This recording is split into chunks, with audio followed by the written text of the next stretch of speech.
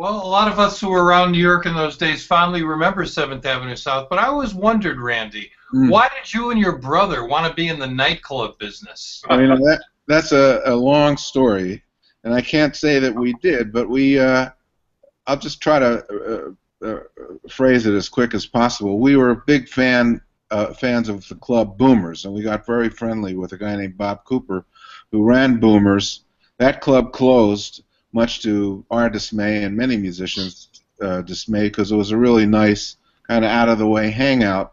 Bob found another a venue, and he needed a small loan, so we kind of contributed some money to help him open. He found another lady who also wanted to contribute, Kate Greenfield, and lo and behold, when it got time to get the liquor license, he had too many traffic tickets, if you believe that, so they blocked him, and he got mad and split.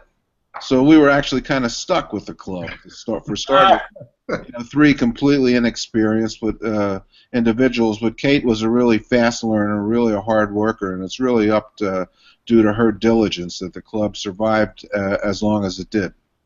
How long was the club open, Randy? Well, we had a 10-year lease, and that was it. It was open from 77 to 87, and we had a friend who owned the club purely by coincidence, but he was owned the building, but he was a music fan, and we got to know him pretty well. But he had to leave New York and had to sell the building, and a typical story, the new owners decided to triple the rent, and we had just too many problems at that point, and that kind of was the finishing blow.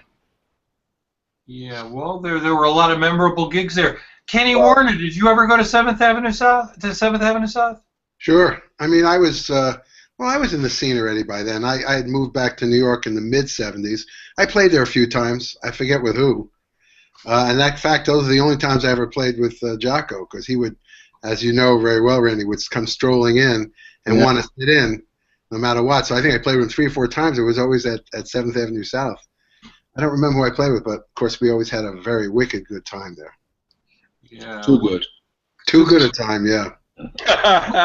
But we lived to tell the story. Let's go back to the 70s, and there were a lot of people with lofts. Bob Mincer, can you talk about those early days when you would hang out with people and play music in lofts? Yeah, that was a great time. That was the thing that kind of sucked me out of college. The loft scene. Everybody was playing, and it got to a point where, let's see, do I go to history of Western art class? Not that there's anything wrong with that, but or do I go to a jam session with John Abercrombie and Jack DeJohnette? And sort of the answer became fairly obvious. But yeah, it was a time when being a starving artist was affordable.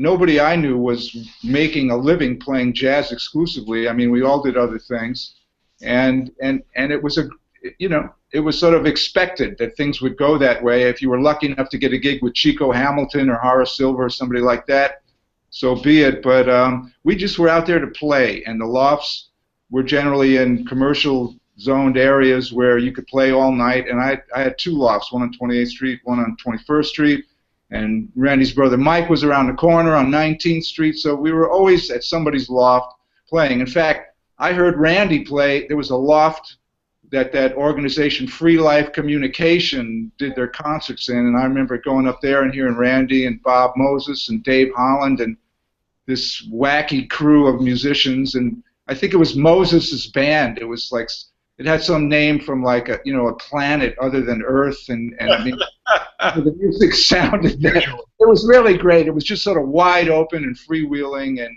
very adventurous, and it was a great time that I'll always remember. Yeah, well, around that time, a lot of changes in music, free music, fusion music, whatever you wanted to call it. Randy, do you think the loft contributed to the changing music, the experimentation? Oh, for sure. Yeah, I mean, I spent my first couple years going up to.